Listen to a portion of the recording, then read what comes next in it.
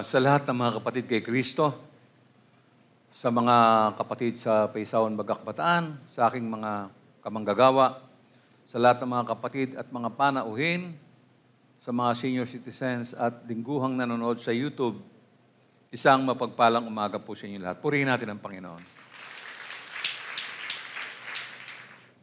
Samahan niyo po ako sa maikling panalangin. Ama na nasa langit, nagpupuri kami sa iyong harapan, sa iyong katapatan. Lumalapit kami sa iyo ng may pagpapakumbaba at pagpipitagan. Linisin mo po ang aming mga puso. Narito kami upang makinig sa iyong salita. Tulungan mo po ang iyong likod, Panginoon, habang ipinapahayag ang katotohanan ng iyong mga salita.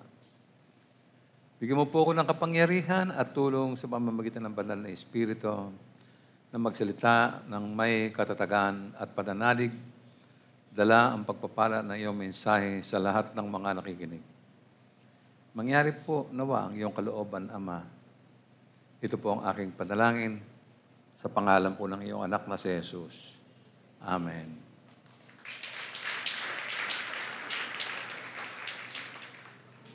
Noong pong nakaraang linggo ay masusi natin tinalakay ang tungkol sa pagkatakot sa Panginoon. Nakita natin kung gaano kahalaga ito sa buhay natin. Noong linggong yon ay nakita natin na mahalaga pala ang pagkaunawa sa tungkol sa pagkatakot sa Panginoon. No?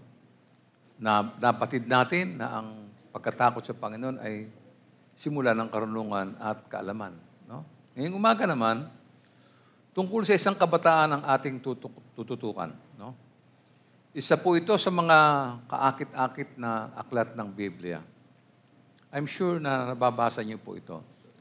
Ang aklat na tinutukoy ko ay ang aklat po ni Daniel. Ang unang 6 na kabanata po nito ay naglalaman ng mga salaysay ng pananampalataya na nagbibigay ng inspirasyon sa mga kabataan at matatanda.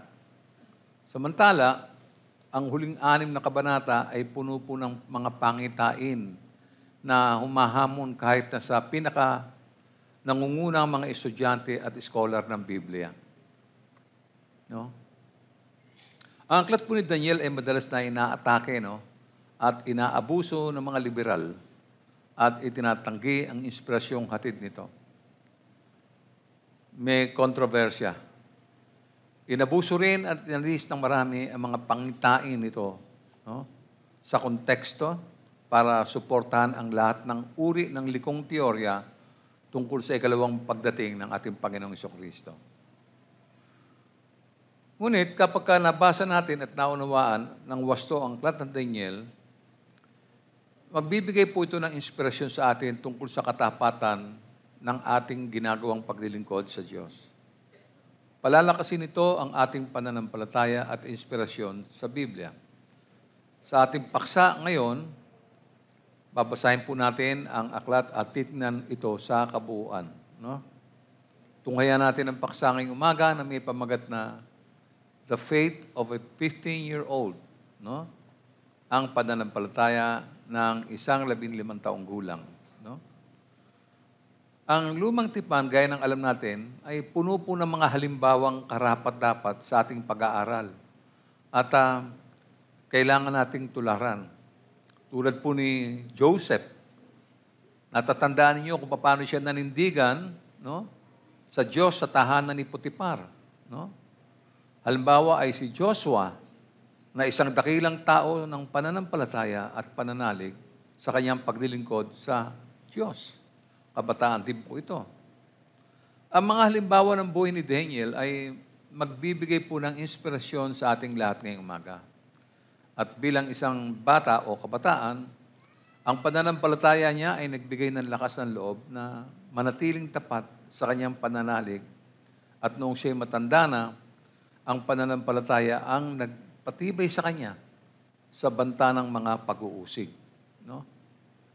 Una nating mababasa ang tungkol kay Daniel at ang kanyang dakilang pananampalataya sa unang kabanata ng aklat ni Daniel. No? Bago tayo magsimula, meron ba tayong mga kabataan na may edad na 15 taong gulang pataas dito? Taas ang kamay. 15 and above. Ayun, no? Parang hindi yata ako naintindihan, ha? I-Englishin ko po ba? No? Doon sa mga nagtaas ng kamay, no? Alam nyo, higit kayong makaka-relate sa paksang tatalakayin ko sa araw na to. Unahin natin ang Roman number 1, Daniel's faith as a 15-year-old. No? Letter A, ito po yung malungkot. It was a bleak day in the history of Israel. Bakit po bleak? Ito po yung pinakamalungkot na araw sa kasaysayan ng Israel. Bakit po? Ito ang araw kung saan sinalakay at sinakop ng Babylonia ang Israel at kanilang pinagharian. Doon po sa mga hindi nakakaalam, ang modernong pangalan ng Babylonia ngayon ay Iraq. No? Sundan natin at basahin ang kasaysayan para maintindihan natin. Daniel chapter 1, verse 1 and 2. Nang 3 taon ng paghahari ni Haring Jehoiakim sa Juda, ang Jerusalem ay kinubkob ni Nebuchadnezzar na hari ng Babylonia. Pinahintulutan ng Panginoon na bihagin niya si Haring Jehoiakim at samsamin ang ilang kasangkapan sa templo. Lahat ng ito ay dinala ni Nebuchadnezzar sa lupain ng Babylonia at inilagay sa kabangyaman ng templo ng kanyang mga Diyos. No? Yan po yung historical na naganap ng panahong yon. No? So, ang ibig lang sabihin nito, noong 3 taon ni Haring Jehoiakim, mga 605 BC, no? Sinalakay ni Nebuchadnezzar, ayon sa kwento, ang Jerusalem. Sinamsam niya ang lahat ng mga kasangkapan sa templo upang dalhin sa lupain ng Babylonia. No? Lahat sinamsam at lahat ng mga nasamsam niya ay iniligay niya sa kabangbayan ng templo ng kanyang Diyos-Diyosan. Samantala, si Jehoiakim naman ay dinala bilang bihag. No? At ito ang una sa 3 beses na pagsalakay na ginawa ni Nebuchadnezzar laban sa Jerusalem. Take note, 3 times po ito. 3 beses na sinalakay ng Babylonia ang Juda at ang bilang ng mga taga-Juda na dinilang bihag sa Babylonia ay malaki po. Noong 7 taon ng kanyang paghari, nitong si Jehoiakim, no, 3,023 ang binihag. Yun yung unang salakay nila. At noong 18 taon ng kanyang paghahari, 832 mula sa Jerusalem ang binihag naman niya. At yung pangatlo, no, noong 23 taon ng kanyang paghahari, 745 ang dinilang bihag ni Nebuchadnezzar. Mga tao, walang malay, binihag basta. No? So lahat-lahat, umabot po sa 4,600 ang bilang ng mga Israelitang binihag ni Nebuchadnezzar. Ibinukod ang mga kabataan sa mga matatanda. Matapos ito, tinipon ng ilang kabataan upang isailalim sa pagsasanay. At yun ang nangyari sa letter B. No? Daniel and others selected for special training. Kahit mga bihag sila ay pinakuha sila ng hari at they undergo training. No? Mga bihag na kabataang lalaki po to. No? Tinipon para sanayin upang maglingkod kay Nebuchadnezzar. Ganito po ang naganap sa Daniel chapter 1, verse 3 to 7. Basahin natin. No? Iniutos ng hari kay Aspenas ang pinakamataas na opisyal ng palasyo na pumili ng ilang Israelitang kabilang sa angkan ng mga hari at ilan sa angkan ng mga maharlika. Hindi mga simpleng bata ito, ha? Mga anak to ng mga, alam na, yun, mga hari at yung angkan ng mga maharlika. Ibig sabihin, magandang buhay nito mga ito. Mga iba rito ay mga nag-aaral, no?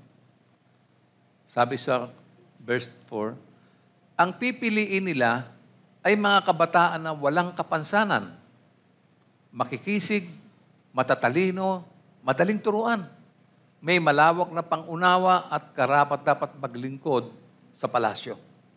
Tuturuan din sila ng wika at panitikan ng mga taga-Babylonia. Iniutos ng hari na sila'y paglaanan ng pagkain at alak araw-araw mula sa kanyang sariling pagkain at alak. Special, ha? 3 taon silang sasanayin bago maglingkod sa hari. Kabilang sa mga napili ay sina Daniel, Hananias, Misael at Azarias, na pawang nagmula sa lipi ni Juda. No? Binigyan sila ni Aspinas ng mga bagong pangalan. No? Si Daniel ay Belshazzar, Shadrach naman si Hananias, Meshach si Misael, at Abednego si Azarias. Alam niyo, itong mga kabataang ito na pinili, ito yung pinaka-cream of the crop. Mga special na bata ito. No? Sila yung mga special na bihag. Sabi nga rito, walang kapansanan, makisig, pogi, matatalino, madaling turuan, at siyempre, malawak ang pangunawa at karapat-dapat na maglingkod sa palasyo. No? Tinuruan din sila ng wika at panitikan, ang sabi ng aklat. Tinuruan sila ng wika ng mga Kaldeyo. No? Matututunan nila ang ibang wika. Pinagbigyan din sila ng hari ng pagkain at alak araw-araw. At ang mga pagkain ito ay buot pa sa pagkain at alak ng hari. So, naintindihan niyo na ba? Napaka-special ng pagkain ito. Special din yung alak. Yun ang kinakain ng hari, yun din ang kanyang iniinom. 3 taon silang sasanayin bago maglingkod sa hari. Napaka-intense po ng training na gagawin sa mga kabataang ito. No? Tulad ng nabasa natin kanina, pinalitan ng pangalan ng mga batang pinili upang parangalan ang mga Diyos ng Babylonia. Isa-isahin po natin ang pangalang ibinigay sa mga kabataan. No? Mula kay Daniel, na ang kahulugan niyan ay God is my judge. No? Pinalitan yung pangalan niya ng Belshazzar, na ang ibig naman sabihin ay a servant of Bel, maglilingkod sa mga Diyos-Diyosan. Sumunod ay si Hanania, na ang kahulugan ng kanyang pangalan ay The Lord is gracious. Ang nakalulungkot, pinalitan po ito ng Shadrach, na ang kahulugan ay inspired by the Sun God. Nakita nyo na, no? Grabe, no? Sumunod po ay si Misael, na ang kahulugan ng kanyang pangalan ay Who is what God is. Matindi po, no? Mga pinangalan na magulang nila. At tinawag siyang Meshach, na ang kahulugan ay Who is what the moon God is. Puro Diyos-Diyosan po no? At yung huli-huli si Azaria, na ang kahulugan ng pangalan niya ay The Lord helps. Napakaganda, no? Yan ang kahulugan nun. Itong Azaria, The Lord helps. At tinranslate naman sa bagong pangalan, kay Abednego, na ang kahulugan naman ay Servant of Nebo. Isa rin Diyos-Diyosan. Ang kalungkot, no? Isipin nyo, itong mga batang to, mga taga-Juda to, aral itong mga batang to. Kilala nila ang tunay na Diyos. Hindi sila hihiwalay sa tunay na Diyos. Ang mabigat nito, tinitrain sila ng hari para maglingkod sa Kanya. No? Pinalitan ang kanilang mga pangalan. So, paano tutugon ang mga kabataang ito? Ano kayang gagawin nila? Maraming mga tanong ang kailangang sagutin.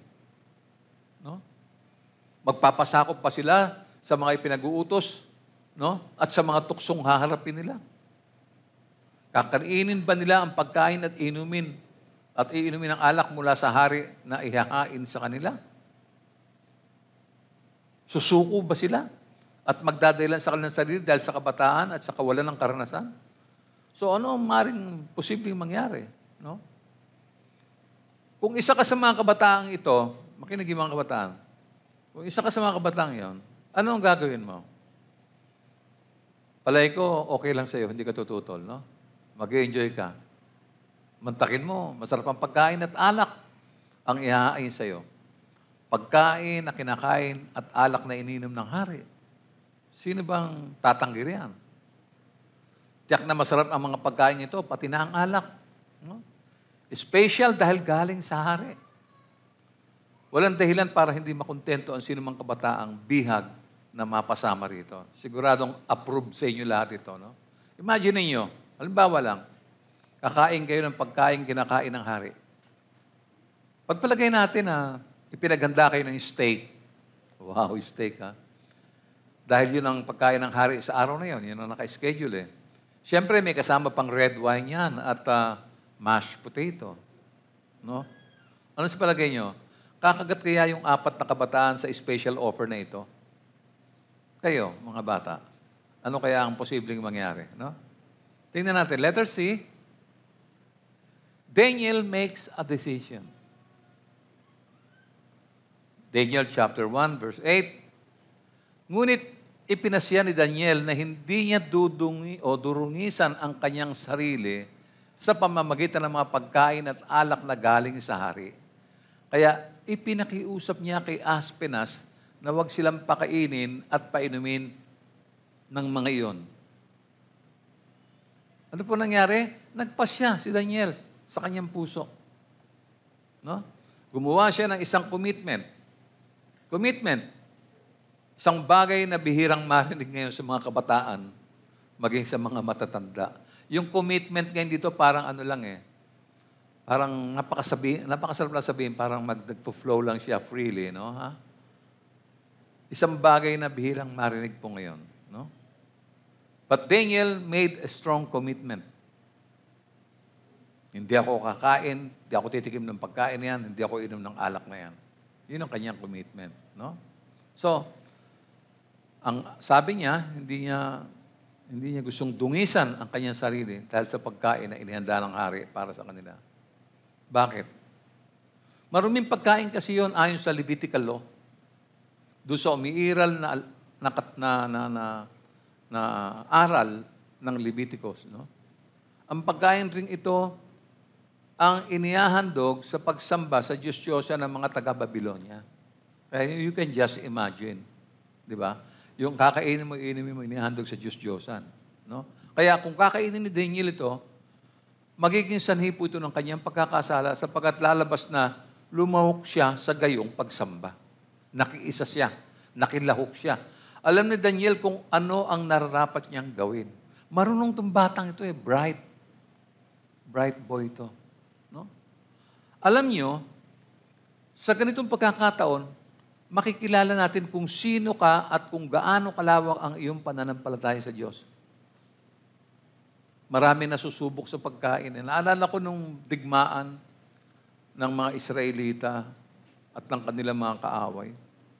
Sinubok sila ng Diyos eh. Alam niyo, yung mga warriors, idinaan sila sa isang sapa. Ang sabi ng Panginoon, kung sino yung uminom ng tubig na parang aso, huwag niyong isali, huwag niyong isama.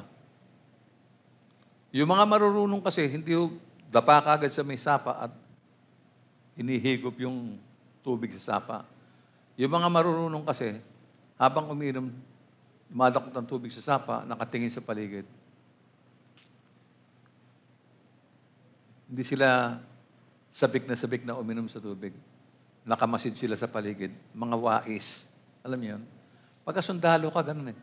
Yung mga armed forces natin, tinatambangan sila pagka nasa may tabing mga sapa. Doon sila tinatambangan.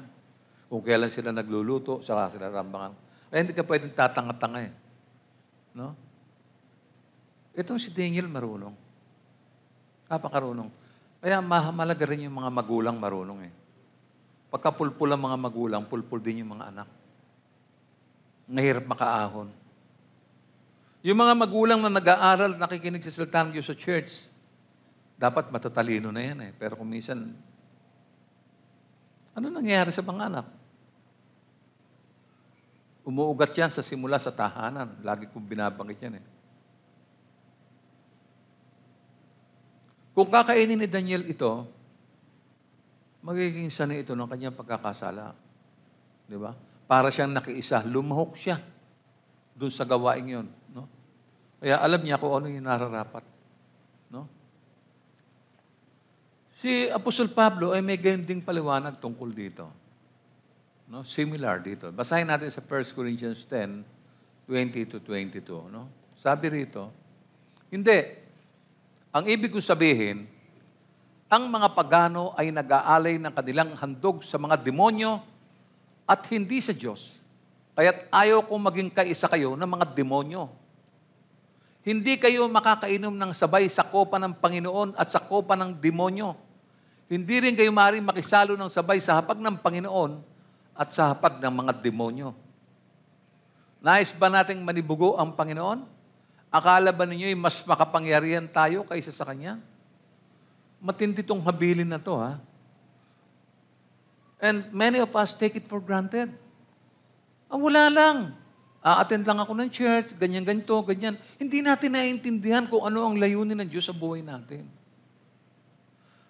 Nakakalungkot po, yan po yung mga disappointment ng mga leader ng church. Kasi, kaya nga kayo binigyan ng Diyos ng church para pumunta roon at seryosong mag-aral, makinig na mabuti. Dahil ang sanlibutan ito, iba ang layunin sa buhay natin. Gusto lang mapahamak tayo, masira ang relasyon natin sa Diyos at magtungo doon sa bagay na ayaw natin puntahan. Yan ang dahilan. Kaya si Paul, nakita mo, very bold, sinabi niya. Yung mga taong nakikinig, hindi.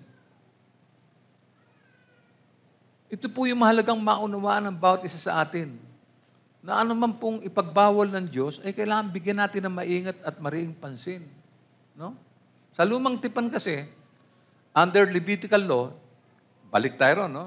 Under Levitical law, bawal kainin ang anumang pagkain na inihandog sa Diyos-Diyosan. Sapagkat po ito ay tinuturing na marumi. Marumi yan. Ang ibig sabihin ng marumi ay, hindi po, ang ibig sabihin ng marumi as in dirty, kundi ang marumi ito sa mata ng Diyos sapagkat inihandog ang mga ito sa Diyos-Diyosan.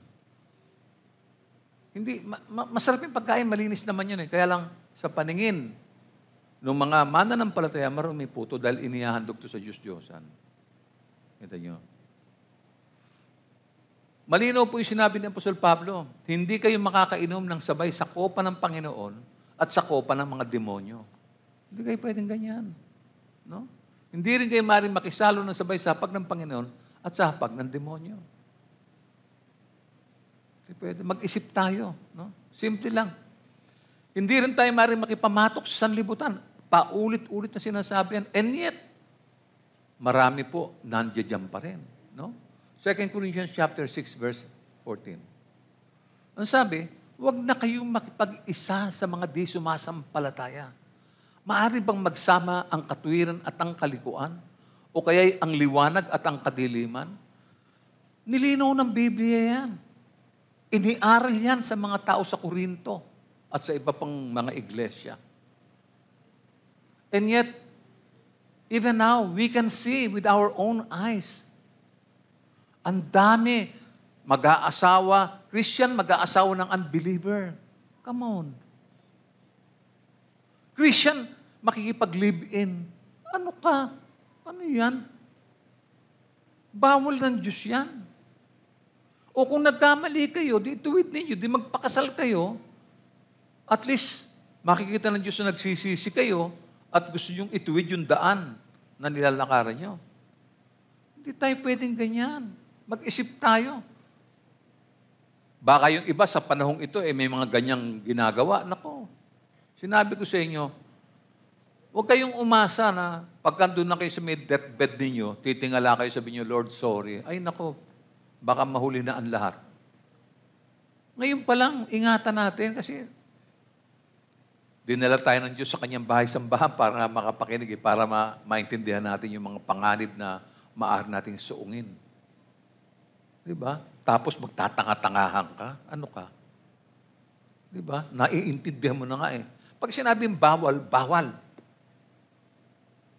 O paano? Paano kung mahal na mahal mo yung lalaki o mahal na mahal mo yung babae? Ikaw Kristiyano, siya hindi. Paano gagawin natin? O di yakagin mo sa church. Kung ayaw niyang kumilala sa Diyos, di iwanan mo. Aba ikaw kilala mo ang Diyos eh. Mahal mo ang Diyos eh. Mahal ka rin ng Diyos eh. Tapos mag-aasawa ka ng hindi kumikilala at walang takot sa Diyos, iwanan mo yan. Anong pag-ibig? Hindi tunay na pag-ibig yan. Eros love yan. Naintindihan niyo ba yun? Marami nahuhulog sa ganyan eh. So, ano ang magiging desisyon ni Daniel? Padadala ba siya sa hinihingi ng kanyang sikmura? Ang sarap ng pagkain, ang sarap ng alak eh. Matinding tukso po ito. No? Alamin natin kung madadala siya ng sarili niyang laman. Sabi po, letter D, how Daniel remained true to his commitment. Ano po nangyari? Tinanggahin niya ang offer ni Aspenas. Maliwanag kasi sa kanya kung ano ang matuwid. Pero hindi naman niya binastos. Hindi naman binastos at tinanggihan ang pagkain iniaalok sa kanya. Katunayan, ginawa niya ang pangtanggi ng may paggalang. Kasi si Aspenas, second lead alam naman niyo, di ba? So, sabi po sa Daniel 1:8b, kaya, ipinakausap niya kay Aspenas na huwag silang pakainin at painumin ng mga iyon. Notice the word, ipinakiusap niya. Hindi niya sinabi na, ayaw namin kainin yan. Bawal sa amin yan. May mga Christian nagkakamali, ganyan eh. Uy, ba't ka meron yan? Bawal sa yan. Bawal yan ba? Hindi po dapat ganun. Bigyan natin ng galang yung paniniwala nila. Pwede namang ituwid yan eh. At pag nalaman nila ang katotohanan, maitutuwid na nila yung buhay nila. No? Hindi siya nagmatigas. Ipinakiusap niya. Nakita niyo po yun? Hindi siya nag-demand ng anuman. No? Kakainin lamang po namin yan pagka ganito, ganyan. No? Hindi siya bastos na tumanggi, sa halip iginalang niya ang kapangyarihan ng nakakataas sa kanya. At ginawa niya ito sa tulong ng Diyos. At dahil dito, ang sabi sa Daniel chapter 1, verse 9, niloob naman ng Diyos na siya kalugdan at pagbigyan ni Aspenas. Kita niyo? Walang problema. No? Magandang aral yung mga nananalig at nagtitiwala sa Diyos. Sa aking karanasan, alam ko na hindi tayo pababayaan ng Panginoon sa gitna ng anumang pagsubok, lalo na nga nung kalagayan ni Daniel. Ibibigay ng Diyos yung favor sa atin. Anak niya tayo eh. Dito makikita natin kung ano ang naging desisyon ni Aspenas na pinuno ng mga eunuko. Siya yung chief of eunuchs. May papel to, malaking papel nito. Katulad din ito kung paano nakahanap ng favor si Joseph sa bilangguan. Tandaan nyo? Sulyapan natin sandali ang tagpo sa bilangguan. Genesis chapter 39, verse 21. Ano nangyari doon sa loob ng bilangguan? Ngunit si Jose ay hindi pinabayaan ni Yahweh. Ang bantay ng bilangguan ay naging napakabait sa kanya. Hindi po normal yan. Sapagkat ang normal sa kulungan ay matapang yung bantay at malupit. Hahagupitin ka, papaluin ka. Pero siya, ang bait ng kanyang bantay. Bakit? Ang tindi ng Panginoon kasi, no? Wala magagawa ang sino man kung ayaw ng Diyos, no? No? So, tuloy natin. Ano nangyari? Kaya, matandaan niyo, no? Nakiusap si Daniel kay Aspenas na huwag silang pakainin at painumin ng alak. Aba, sinagot naman siya ni Aspenas. Ayon sa kasaysayan, Daniel chapter 1, verse 10 and 11, ganito nangyari. No? Ngunit, sinabi niya kay Daniel, pakinggan niyo ha, pakinggan niyo, no? Natatakot lamang ako sa gagawin sa akin ng mahal na hari na naglalaan ng pagkain at inumin ninyo kapag nakita niyang mas mahina kayo kaysa sa ibang mga kabataan na kasing edad niyo. Tiyak na pupugutan niya ako ng ulo. Takot siya. Kaya kailangan kumain kayo mabuti. Pinapakain sa inyo, kainin niyo yan. Dahil pagka nakita ng hari na nangangayahit kayo, patay ako. No? No? Kaya kailangan kainin yung pagkain. Takot si Aspenas. No? So ano ngayon ang gagawin ni Daniel sa pinag-uutos ng pinuno? Susunod ba siya? Marunong talaga ang batang si Daniel. Marunong talaga si Daniel. Alam mo ginawa niya sa verse 11? Dahil dito, lumapit si Daniel sa bantay na pinagkakatiwalaan ni Aspenas, no? Na mangangalaga sa kanya at sa tatlo niyang kaibigan. Nilapitan niya. Ito yung naghahatid ng pagkain. Si Aspenas kasi utos lang eh. Pag sinabi ng hari, iuutos niya yon. Ito namang katiwala niya ang magpapakain sa mga bata. Kinausap ni Daniel yung nag-deliver ng pagkain. No, ha? No? Hindi po sumuko si Daniel. Pagkatapos natanggihan siya ng pinuno ng mga eunuko, sinubok niya ang ibang paraan. Ito na nga yun. Kailangan ng karunungan mula sa Diyos. Pinuntahan niya yung katiwala at kinausap ito. He did it through willingness to test his faith. Malalaman niya ngayon kung gaano katibay yung kanyang pananalig sa Diyos. No? Ganito ang ginawang pakiusap ni Daniel sa katiwala ni Aspenas. Kinausap niya pinuntahan niya Sabi po sa Daniel 1, 12-15, pakiusap niya, subukin ninyo kami sa loob ng 10 araw. Ha? Gulay lang at tubig ang ibigay ninyo sa amin. Wow! Can you imagine, meron kayang batang gagawa niyan? Pagkain ng hari, inumin ng hari, in-offer sa'yo, tatanggihan mo, tapos sabi, pwede ba, pakain nyo lang sa amin gulay at tubig lang.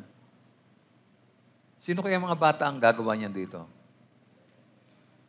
Baka candy pa lang, mag-agawan Chocolate. Di ba? Ano po nangyari? Pagkatapos, ihambing ninyo kami sa mga kasing edad namin na pinapakain ninyo ng pagkain bigay ng hari at gawin ninyo sa amin ang nararapat. Sinubok nga sila sa loob ng 10 araw. At pagkalipas sa 10 araw, nakitang mas malulusog at malalakas sila kaysa mga kasing edad nilang pinakain ng pagkain galing sa hari. Paano nangyari yun? Nakita nyo? Ito yung bukang bibig ko palagi sa mga nakakausap ko Lagi ko sinasabi yan Matindi talaga pagka may takot ka sa Panginoong Diyos. Alam nyo, sa tagpong ito, pinangalagaan niya ang mga kabataan. Gulay. Kapag ang Panginoon ang kasama mo, meron kang backup. Nalulungkot nga ako dito, may mga taong di kumakain ng gulay Ang gusto nyo lagi, prito. No? Ha? Ang Diyos ang backup natin. Amen po ba? Yung mga hindi nag-amen, wala silang backup. No? Nagtiwala po si Daniel na ang daan ng Diyos ang tamang daan. Handa siyang ipakita na nakakahigit ang paraan ng Diyos kaysa kanino man. Ito nyo? Natatandaan ko nung interview namin ng mga batang taga-UE na in-interview ko doon sa panahon ng ma-incarcerate ako. Manghang-mangha sila. And for the first time, nakapakinig sila ng mga kwentong milagro. Kasi ang akala ng mga tao ngayon, wala nang milagro Meron po. Biro mo, kung masamang tao ka at makakilala ka sa Diyos, milagro po yun. No? Hindi mo kilala ang Diyos, nakilala mo Diyos, milagro po yun. Kasi ang milagro sa atin, pera, pagka nakapulot ka ng pera, boy, milagro to. Santumpok na pera to. Di ba? Iba ang ano natin iba ang pananaw natin sa blessing. No? So ano nangyari? Kaya hiniling ni Daniel sa katiwala na bigyan siya at ang 3 kaibigan ng tubig at gulay lamang sa loob ng 10 days, mga kapatid. O, kita niyo, mahalaga talaga pagka tayo ay nasa Panginoon at nagtitiwala. Ngayon naman, tignan natin ano ba yung value nito, itong ginawa niya ito. Letter E, the value of such faith seen in its results. Makikita yan kung ano yung resulta. Daniel chapter 1, verse 15 and 16, sabi, at pagkalipas ng 10 araw, nakitang mas malulusog at malalakas sila kaysa mga kasing edad nilang pinakain ng pagkain galing sa hari. Ano pang nangyari? Kaya, gulay at tubig na lang ang ibinigay sa kanila sa halip ng pagkain at inuming galing sa hari. Lalong pinagpala ng Diyos sina Daniel at ang 3 niyang kaibigan. Alam niyo, diyan nasusubok yung faith Minsan kasi madali natin sabihin, have faith in God. Magtiwala ka lang sa Panginoon. Pero alam mo, parang ang dating sa'yo, para ka lang nililibang. Parang pinapalubag lang yung loob mo, kasi kanina hysterical ka, kanina problematic ka. Kaya yung mga salitang pagkasinabi mo, si Lord ang bahala sa'yo. Akala ng iba, hinihimas-himas lang sa likod. Pinagpala lalo si Daniel. Sabi pa sa Daniel chapter 1, verse 17 to 20, anong nangyari? Binigyan ng Diyos ang 4 na kabataan ng kaalaman at kakayahan sa panitikan at agham. Bukod dito, binigyan pa si Daniel ng kakayahang umunawa at magpaliwanag ng lahat ng uri ng pangitain at panaginip. Wow! Ano? Pagkaraan ng 3 taon na itinakda ng hari sa pagsasanay sa kanila, ang lahat ng kabataang pinili ni Aspenas ay iniharap niya kay Haring Nebuchadnezzar. Ito na, moment of truth na to. No? Ano nangyari? Kinausap sila ng hari at nakita niyang walang kapantay. Sina Daniel, Hananias, Misael at Azarias. Kaya't naging lingkod sila ng hari. Pero mo, hari ng Babylonia to ha, ng time na yan ha. Ano nangyari? Nakita ng hari na sa lahat ng bagay na itanong sa kanila, question and answer to ha, 10 ulit na mas mahusay at magaling sila kaysa mga salamangkero at mga engkantador ng kaharian. Mas matalino sila. Bakit? Sapagkat binigyan sila ng Diyos ng kaalaman at karunungan. Kasi may takot sila sa Diyos eh. No? At si Daniel ay binigyan niya ng pangunawa sa mga pangitain at panaginip. Sila ang naging pinakamagagaling na mga binata na sinanay at naglingkod sa harapan ni Nebuchadnezzar. Natagpuan sila ng hari na mas mahusay kaysa sa lahat ng kanyang mga magicians at mga astrologers. So nagpatuloy si Daniel sa kaharian ng Babylonia ng halos 70 taon. 70 years, mga kapatid. Nakarecord po yan sa Daniel chapter 1, verse 21. Naglingkod si Daniel doon hanggang sa unang taon ng paghahari ni Ciro. And the span of time was 70 years. Dumating si Ciro. Ano po ang nangyari later? No?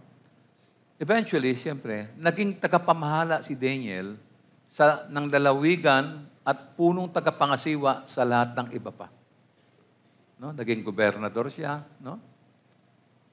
Ganyan po yung puno ng lalawigan, ang tawag niyang governor. No? Nakarecord po yan sa Daniel chapter 2, verse 48. Pinarangalan ng hari si Daniel at binigyan ng napakaraming handog. Siya ay ginawa na itong tagapamahala sa buong lalawigan ng Babylonia at pinuno ng lahat ng mga tagapayo ng Babylonia. Take note ha, hindi po siya nakipamatok sa gawain ng hari. Kilala siya ng hari eh. Alam ng hari na marunong ito eh. Kaya nga, pagka tayo matibay sa pananampalataya natin, yung mga taong kaharap natin na parang hindi tiyak sa kanilang pananampalataya, makukumbinsi na totoo ang Diyos at dapat katakutan ng Diyos. Kaya kung tayo ay malata, maligamgam, wala pong mapupulot yung kausap natin. No? Napakagandang halimbawa ang pananampalataya at pangako. At ang paglalaan ng Diyos na pangalagaan ng kanyang bayan. Isaalang-alang natin ang ilang, Roman number 2, ang ilang mga lessons and applications from Daniel's faith. Siyempre, kailangan tingnan natin, ano ba nangyari, no? Dahil sa pananampalatayang ito ni Daniel, letter A, how to succeed in keeping our commitment to the Lord. Listen carefully, church. Ang subtitle niya is, How to Succeed in Keeping Our Commitment to the Lord. Simple lang po yan. Unang-una, hindi mahirap. Be humble and respectful. Walang anumang dahilan para maging bastos o mayabang ang isang mananampalataya. Lalo na kung marunong na. No, ha? Ang kawalang galang ay nagpapalala lamang ng isang sitwasyon sa halip na makatulong ito, no? Hindi pwedeng ganun eh, yung arrogant ka, alam mo yun, dahil marunong ka, palasa ka, yung approach mo sa mga ibang tao, no ha? Ganito po sinasabi sa Kawikaan 15:1. Ang malumanay na sagot, nakapapawi ng galit. Ngunit sa tugong marahas, poot ay hindi mawawaglit. Ito, madalas nangyayari sa atin yan, no? Sa pamilya, sa mag-asawa. Di ba? Nagtanong yung isa, sumagot yung isa, hindi na gusto yung sagot, nagkagulo na. No, ha? Humingi tayo ng tulong, no? Na may pagpapakumbaba sa Diyos. Hindi natin may iwasan lahat yan, no? Dahil kung wala ang Diyos sa buhay mo, kapatid, no? Any effort is more likely to fail. Approved na po yan. Nangyayari na po yan. Kung hindi natin isasali ang Diyos sa buhay natin, sino ang tutulong sa atin? Meron ka bang kaibigang bright? Kaibigan na tunay na kaibigan? Tutulong sa'yo? Come on. Nasa paaralan ka, sa school, sa komunidad, o sa sariling tahanan, kumapit ka at pagtibayin mo ang iyong pananampalataya sa Diyos.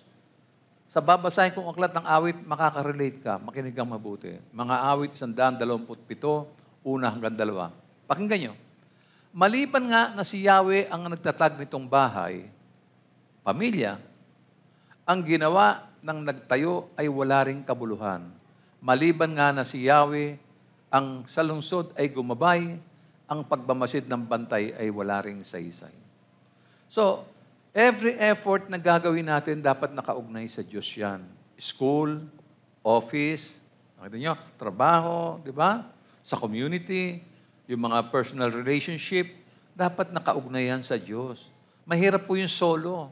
Wala tayong mapapala dyan. Proven by time. Intindihin yun? Pag-aralan natin mabuti. Napakasimple lang po ng aral ng Diyos. Hindi siya mahirap. Sabi nga, napakagaang ng kanyang pamatok. Hindi mahirap sundan. Kasi ang problema natin, mayabang tayo eh. Nagmamalaki tayo. No? Lagi ko sinasabi yan eh. May sinat ka, hindi na ako attend ng church ngayon kasi may sinat ako. Talaga? Bakit? Pag sa bahay ka lang, gagaling ka? Sinat lang yan eh. Di ba? Naalala ko nga si Erwin eh. Di ba? Kiniwento sa inyo. Nanginginig. Naka-jacket. Nanginginig. Ano, punta tayo ng ospital. Sabi niya, tapusin natin, Papa, yung service. May service nun eh. Ang tagal ng service, alam naman ninyo, di ba? Pagdating namin sa ospital, hindi naman pinabayaan ng Panginoon eh. Kaya yung mga dadahil natin, may sipon, may konting ubo, may sinat. Come on. Huwag niyong lukuhin ang sarili niyo. Niloloko niyo lang sarili niyo. Sa tingin ninyo, hindi alam ng Diyos na may sinat ka, na may ubo ka, na may sipon ka, masakit ang likod mo, masakit ang bewang mo. Pero pag nanonood ka ng TV, wala kang problema. Nakasandal ka sa sopa, wala kang nararamdaman. Pero pag tatayo na, papunta ng church, may ang daming nararamdaman. Pinaniniwalaan mo lahat. Ang Diyos tumutulong sa lahat ng panahon. Tumawag ka lang, kaya nga meron tayong direct communication with the Lord eh. Hindi mo na kailangan ng maghintay ka pa. Pwede na ba ako? Hindi pa, marami pa. May kasunod, pang 48 ka pa. Wala akong ganyan. Naharap ng Diyos ang lahat ng tao anytime. Alam niya rin lahat ng mga gusto natin, kailangan natin. Diba? Ano pa sinabi? Ganito po sinabi sa 2 Chronica, ikalawang Chronica, 16:9, unang bahagi. Ano sabi? Tingnan nyo. Nagmamasid si Yahweh sa buong daigdig upang tumulong sa lahat ng tapat sa Kanya. Yung tapat sa Kanya. Sinat, wala ka sa church? Maganda mapanood niya to para alam niya. O yung may mga ubo, sipon-sipon dyan. Maganda mapanood niyo to. No? Nagmamasid si Yahweh sa buong paligid upang tumulong sa lahat ng tapat sa Kanya. May sinat ka di, tumawag ka sa Panginoon. May ubo ka, may sipon ka, masakit ang likod mo, balakang mo. Tumawag ka sa Diyos. Mahirap ba? Mabigat ba para sa Diyos yun? So, balikan natin yung tanong. How to succeed in keeping our commitment to the Lord? Number 2 is, be persistent. You're a Christian, lumakad ka na tulad ng isang tunay na Kristiyano. Huwag sumuko sa mga pagsubok dahil pagkatapos malampasan ang pagsubok na yan, marami pang darating. Kala mo, pakakapagpahinga ka? Alalahanan natin palagi ang tinuturo ng ating Panginoong Hesus tungkol sa pagtitiyaga. Yung patuloy na humihingi, naghahanap, kumakatok, ay makakatanggap. Makakasumpong, pagbubuksan sila ng mga pinto. Mateo 7:7 hanggang 11. Pakinggan mo. Humingi kayo at kayo'y bibigyan. Humanap kayo at kayo'y makakatagpo. Kumatok kayo at kayo'y pagbubuksan. Sapagkat ang bawat humihingi ay tatanggap. Ang bawat humahanap ay makakatagpo. At ang bawat kumakatok ay pagbubuksan. Bibigyan ba ninyo ng bato ang inyong anak kapag siya humihingi ng tinapay? Bibigyan ba ninyo siya ng ahas kapag siya humihingi ng isda?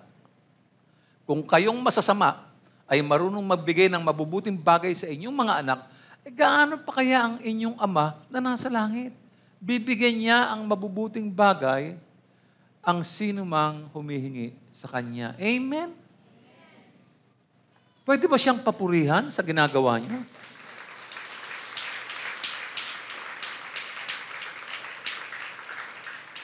Sino po sa inyo naka-experience nito? Kita mo? Totoo ba ito? Nangyayari ito? Eh bakit hindi mo gawin? May problema ka sa school? May problema ka sa asawa mo? Sa kapatid mo? May problema ka sa mga bayarin mo? Wala magagawa yung pananahimik. Magsalita ka. Open your mouth. Speak to God. Ask for anything according to your faith. Minimenos kasi natin eh. Paatin-atin lang tayo rito sa church. Kaya ang pastor tuloy nagiging kontrabida eh. Diba? Eh kasi nakakainis yan eh. Nakakainis yan. Sabi mo, Christian ka, di magtiwala ka, 100%. Wala yung... Eh kung minsan, alam yung tiwala natin, 50-50. Mali po yan. No? Kailangan ang pagtitiyaga, kailangan ang consistency. Naalala niyo marahil ang talinghaga ng isang babaeng biyuda. Ito, alam na alam niyo to eh. Sa Lucas 18, di ba? 1-8. Basahin natin. Isinalaysay ni Jesus ang isang talinghaga upang ituro sa kanila na dapat silang laging manalangin at huwag mawala ng pag-asa. Ano ang mga alalahanin mo? Late payment? Hindi ka pa nakakabayad ng bahay. Ano ko? Panay ang follow-up sa'yo. May pamilya ka ba? May problema ka sa anak mo? Sa asawa mo? Siguro, marahil problema mo sa trabaho, yung superior mo. Di ba? Yung panggigipit nila. Yung bang kahit ayaw mo, pinag-overtime ka. Tumawag ka at magtiyaga sa pamamagitan ng panalangin. Simple lang yan. Walang kagastos-gastos. Tingnan natin at basahin at sinaysay ni Jesus. Tuloy natin. Verse 2. Sinabi niya, sa isang lungsod ay may isang hukom na walang takot sa Diyos, at walang iginagalang na tao. Sa lungsod ding iyon ay may isang byuda. Lagi siyang pumupunta sa hukom, no? At sinasabi, bigyan po ninyo ako ng katarungan sa aking usapin. Tinanggihan siya ng hukom sa loob ng mahabang panahon. Hindi siya huminto. Ngunit nang magtagal ay sinabi ng hukom sa sarili, kahit ako'y walang takot sa Diyos at walang iginagalang na tao, ibibigay ko na ang katarungang hinihingi ng biyudang ito, sapagkat lagi niya akong ginagambala at baka mainis pa ako sa kapupunta niya rito. No? At nagpatuloy ang Panginoon, pakinggan nyo ang sabi ng masamang hukom na yon. No? Ano sabi? Ngayon, hinighlight ko po yan, naka-highlight yan. Ngayon, ipagkakait kaya ng Diyos ang katarungan sa mga minamahal niya na dumaraing sa Kanya araw-gabi? Sila kaya'y paghihintayin niya ng matagal? Verse 8, sinasabi ko sa inyo, agad niyang ibibigay sa kanila ang katarungan, ngunit sa pagbabalik ng anak ng tao sa digdig nito, may makikita pa kaya siyang mga taong sumasampalataya sa Kanya? Bakit? Tingnan niyo yung tanong yan. Bakit magtatanong ng ganyan? May makikita pa kaya? Eh kasi, yung mga tao ngayon, nako, ang isip magulo. Ha? Lalo na tayo sa lungsod, no? Sa Metro Manila. Magulong isip natin. Ang dami nating iniintindi. Ang dami nating iniintindi. Yung mga tao sa probinsya, ang iniintindi lang po, baha. Dito sa atin, ang dami. No? Itinatampok po sa talatang ito, ang kaugnayan ni Jesus sa Ama at ang kanyang tungkulin bilang tagapamagitan sa Diyos at sangkatauhan. Binibigyan diin ni Jesus ang kahalagahan ng paglapit sa Ama sa pamamagitan ng kanyang pangalan at ang kahandaan ng Ama na magbigay sa mga humihingi. Hindi pwede yung panay naman ng hingi natin, puro hingi lang. Tamad na eh. Ay, hindi naman nanalangin. Pagka nag-pray yan, Lord, in Jesus' name, tulungan niyo po ako. Lord, bayarin na naman namin sa katapusan. I-practice ninyo yung ugnayan na kahit wala kang kailangan, kinakausap mo ang Panginoon. Banggitin mo yung mga personal na, Lord, kanina nga pala, pasensya ka na, Lord. Napasigaw ako ng malakas kasi medyo nainis ako. Sorry, Lord. Patawarin niyo po. Mga ganong mga simpleng mga panalangin. Hindi naman tuwing magpipray tayo, may kailangan tayo. Inaabot natin sa Kanya yung listahan ng mga bayarin natin. Mahiya naman tayo. No? At tulad niya, binigyan tayo ng pagkakataon magpuri at sumamba sa Diyos. Di gawin natin. Gawin natin. Yun yung pagkakataon natin makapagbalik man lang ng pasasalamat sa Kanya. Maihatid natin sa Kanya yung nilalaman ng puso natin. No? Ano pa? 1, 2, number 3. You should be willing to test your faith. Tingnan mo kung talagang tunay ka, kapatid. No? Kailangan mo to. Gaano ba talaga kalaki ang pagtitiwala mo sa Diyos? No? Nagtitiwala ka lang ba pag maganda ang panahon? Eh, paano kung bumabagyo? Diba? Happy days na naman. Ang ganda. Tag-araw. Bakasyon na naman. Okay, no? Naintindihan niyo yung sinasabi ko eh. No? Sa tagal-tagal niyong dumadalo sa Diyos, palagi ko matatalino na kayong lahat. Ganito po ang wika ni Jesus sa Juan 16:33. Ano sabi niya? Sinabi ko ito sa inyo upang kayo magkaroon ng kapayapaan sa pakikipag-isa sa akin. Tingnan mo ang pangako niya, ha? Pakinggan niyo mabuti. Magdaranas kayo ng kapigatian sa mundong ito, ngunit tibayan ninyo ang inyong loob na pagtagumpayan ko na ang sanlibutan. Wala sa sinabi na pagka kayo ay na-born again, na pagka kayo umati ng church, pagpapalain ko kayo, payayamanin ko kayo, wala na kayong problema. Hindi sinabi ng Panginoon yun. Magdaranas kayo ng kapigatian sa mundong ito. In short, marami tayong bubunuing problema. Pero ang maganda dito, kasama natin si Lord.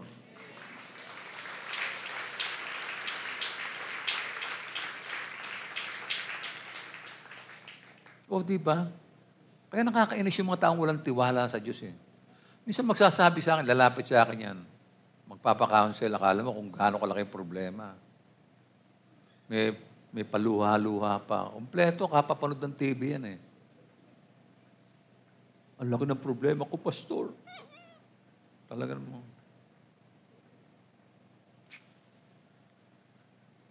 Araw-araw may problema. Alam mo yun, humilib lang yung tiyan mo at hindi ka mautot. Problema na yun eh. Alam niyo ba yun? Kakabagang ka niyan, hindi ka mapakali. At hindi mo alam kung kailan sasambulat yan. Subukan mo, pagka nandun ka sa may area ng Makati, hindi mo alam kung saan ang CR doon. Problemang malaki yan. Dinanas ko po yan. Akala nyo. Kaya panay ang Lord. Nasa taxi ako, Lord. Lord, wag ngayon. Magagalit yung driver ng taxi. Totoo yan. Nangyari sa akin yan. Nako, ang tagal na traffic pa po ako eh. Pagdating ko sa may kalye trabaho, traffic. Sabi ko, wala nang pag-asa. Paano na to? Paano na to? Anong po taga? Alalang-alala po. Totoo po to. True story to. Nakita ko po, nasulyapan ko yung restaurant. Nako. Binayaran ko yung taxi. Siyempre yung taxi driver sabi nun, wala po ako may susukli, kalalabas ko lang. Tangay na yung 200 ko. Di bali na yun, importante. Yung restaurant na to. Pagpasok ko po sa restaurant, alam niyo, naglilinis po yung boy. Ang ginawa ko, nahiya naman ako, umupo muna ako. Meron ba kayo, ano soft drinks niyo? Di ba? Kanilinis no?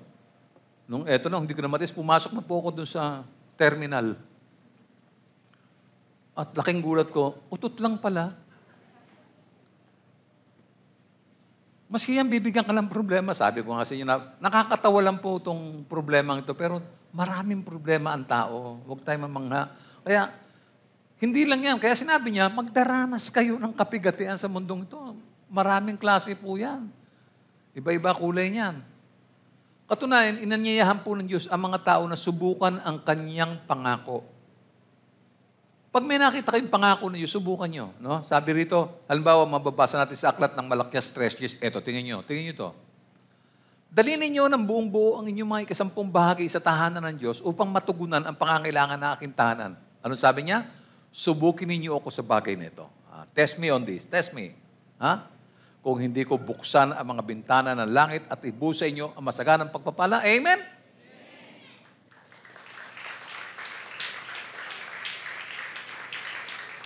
Dito, may maling pagkaunawa ang mga tao. Kasi akala nila yung returns cash din. Nagbigay ko ng 10 pesos, 20 pesos, 100, babalik yan, 500. Hindi po. Yung hindi ka nagkakasakit araw-araw, so sapat-sapat na yon. Kasi kung magkakasakit ka, dadaling ka sa ospital, magkano gagastusin mo? Sige. Kaya sabi ng Panginoon, subukan niyo ako rito. Sige, subukan. Try me. Nakita niyo? Halimbawa lang po ito. No? Meron po sa John 7, verse 16 to 17, 16 to 17, ano sabi? Kaya sinabi ni Jesus, hindi sa akin ang itinuturo ko, kundi sa nagsugo sa akin. Kung talagang nais ninyo mang sumunod sa kalooban ng Diyos, malalaman niya kung ang itinuturo ko ay mula nga sa Diyos o kung ang sinasabi ko ay galing lamang sa akin. Nilinaw ni Christ yan na hindi ako. Galing sa Ama yan. Yan ang sinasabi ng Ama. Meron pa po sa Mateo 6, 31 to 34. Ano po sabi? Kaya't huwag kayong mag-alalang baka kayo kapusin sa pagkain, inumin o damit. Hindi ba't ang mga hintil ang nababahala tungkol sa mga bagay na yan? Alam na ng inyong Ama na nasa langit na kailangan niyo ang lahat ng yan.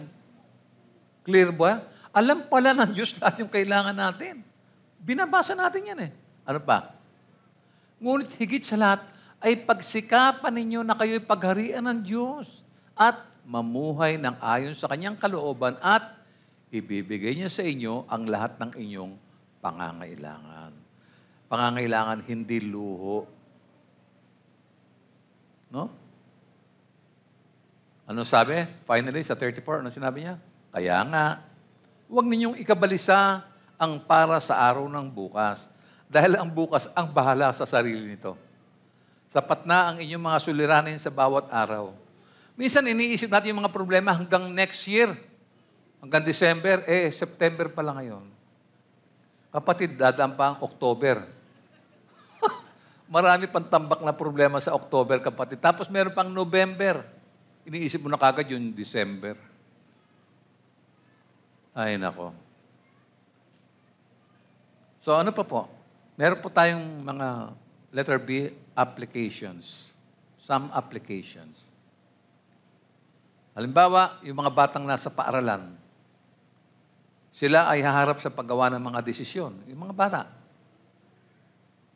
No? Yung mga bata na nagka-cutting class.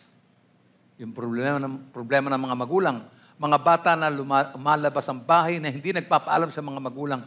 Nagbibigay kayo ng dahilan para magsikip ang dibdib ng mga magulang nyo. Please, magpaalam naman kayo. Papa, Mama, pupunta lang ako sa school. Uuwi po ako mamaya, gantong oras. Sabihin ninyo para hindi Kasi, kung kayo may nangyari sa inyo, alam na magulang nyo saan kayo pupuntahan. Huwag kayong mag-escape. Ganon,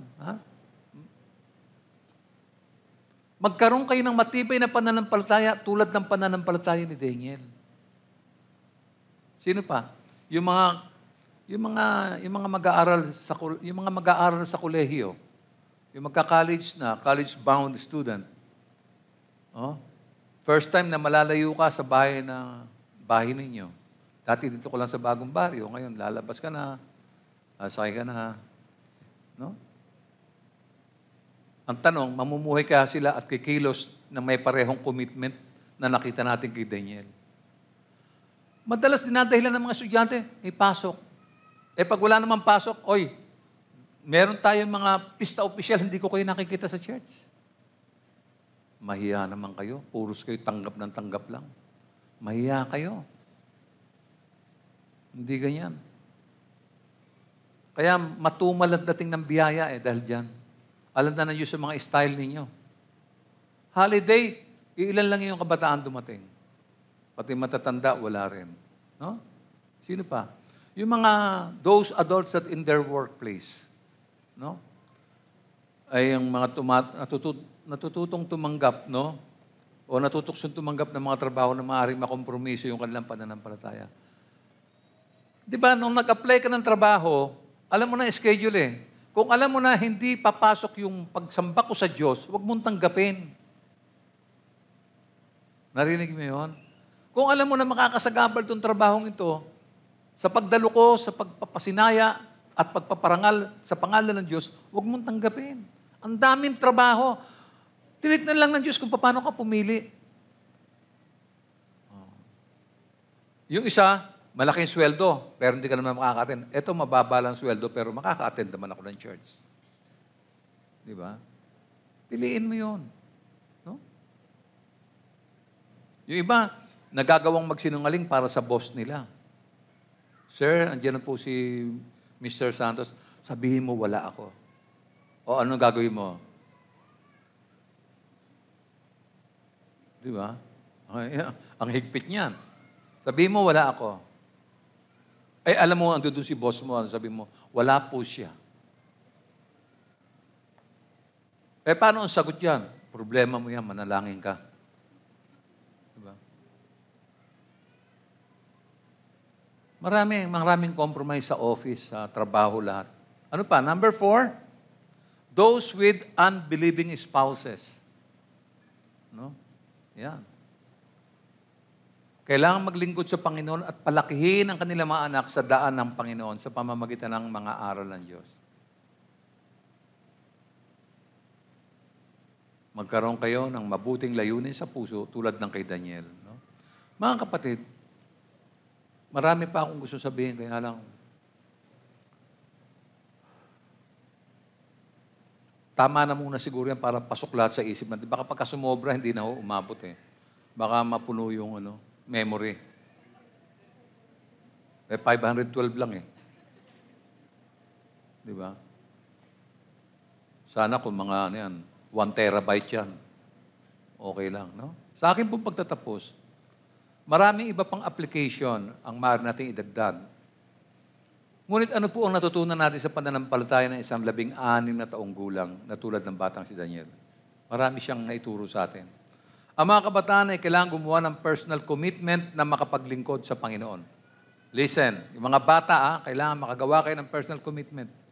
Ang maglingkod sa Panginoon ng walang pagmamalaki at nagpapakumbaba ay magiging matatag sa layunin ng kanilang puso.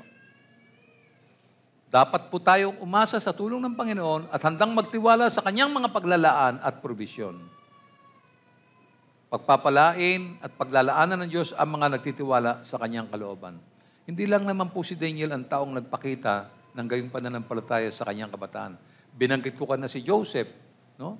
Sina David, si Joshua, no? Dami niyan. Nawa, ang mga halimbawa ng kanilang dedikasyon sa paglilingkod sa Panginoon ay magbigay inspirasyon sa ating lahat ayon sa layunin ng ating puso.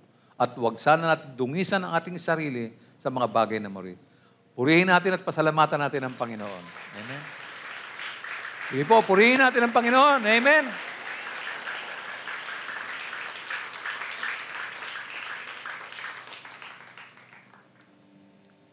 Mahal na Ama sa langit,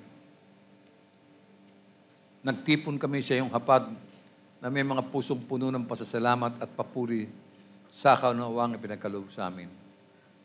Salamat sa kaloob niyong buhay, sa pagmamahal ng pamilya at mga kaibigan, sa pagkakaloob ng aming pang-araw-araw na pangangailangan. Nagpapasalamat kami sa lahat ng ito. Samahan mo nga po kami, Ama, ng iyong kabutihan sa lahat ng mga araw ng aming buhay sa iyong kagandahang loob. Salamat sa lahat ng bagay, sa nakikita at hindi nakikitang mga pagpapala. Salamat sa mga pagsubok namin sa aming pananampalataya at sa mga tagumpay na nagpatibay ng aming pag-asa. Sa aming pagsasalo-salo, Ama, naalala namin ang sakripisyo ng iyong anak upang magkaroon kami ng buhay. Nagpapasalamat kami sa kaloob na kaligtasan, sa kapatawaran ng aming mga kasalanan at sa pangako ng buhay na walang hanggan. Nawa, ang aming pasasalamat ay higit pa sa mga salita. Maging salamin nawa ito ng aming mga puso. Naway maisabuhay namin ang iyong pagsunod sa iyong salita, sa paglilingkod sa kapwa. Sa iyo lamang ang mataas na pasasalamat, ang kaluwalhatian. Ito po ang aming panalangin sa pangalan ni Jesus. Amen. Tanggapin po natin ang bendisyon. Ang kapayapaan ng Diyos na higit sa lahat ng pangunawa, panatilihin ang inyong mga puso at isipan sa kaalaman at pag-ibig sa Diyos at sa Kanyang anak, si Jesucristo na ating Panginoon. At ang pagpapala ng Diyos na mga pangyarihan sa lahat, ang Ama, ang Anak at ang Banal na Espiritu ay sumainyo at mananatili sa inyong palagi. At ang lahat ng pinagpala ay magsabi po ng Amen. Purihin ang Panginoon, magbatian tayo sa isa't isa.